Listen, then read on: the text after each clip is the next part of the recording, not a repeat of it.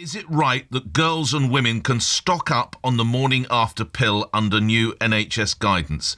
I think actually it's National Institute for Health and Clinical Excellence guidance, but the point is there anyway. Stocking up on the morning after pill. Mr. Clegg.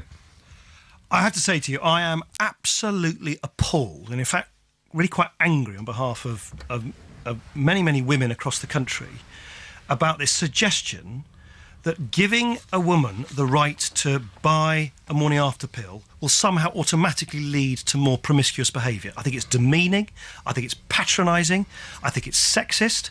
You know, it's quite astonishing. You know, women don't take the morning after pill lightly. It's not just something you casually do.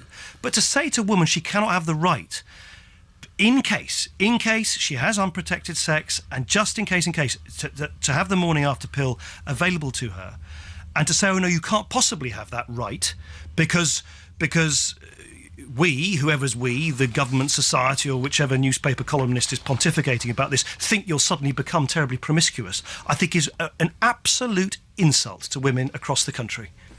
Have you told Jeremy Hunt, the Health Secretary, this? Because he's rather worried about it. Well, I haven't spoken to him about it, but I fundamentally disagree with anyone who says... Well, he's expressed concern. By the way, you will be aware of this, Mr. Clegg. Well, I believe the experts who have quite clearly said that providing the morning after pill, and indeed other forms of contraception, the evidence is very, very clear. It doesn't lead to more promiscuous behaviour. It does, however, help prevent unwanted pregnancies. But I just think that you know, this is lifting a lid on a really fundamental difference in attitude towards women. Women shouldn't be told, we're not going to give you the freedom to buy something from a chemist because you think you might need it, because otherwise we don't trust how you will behave sexually. I mean, it's just a sort of Victorian, worse than that. It's a sort of medieval approach to women, and that's why I am as angry as I am on behalf of women. That is the attitude that is now being reflected in a lot of the debate on this issue this morning. Healthy debate to come then with Mr. Hunt, I would suggest, Mr. Clegg.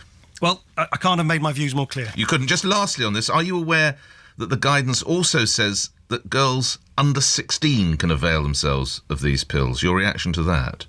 Well, and there's a long-standing issue about the point at which doctors and other medical professionals, have got to encourage 16-year-olds, and of course anyone younger than that, to speak to their parents. Yes. And that's what they must do, wherever they possibly can. But at the end of the day, when you're faced with the reality of a teenager who is in trouble, you as a medical expert want to help them, right?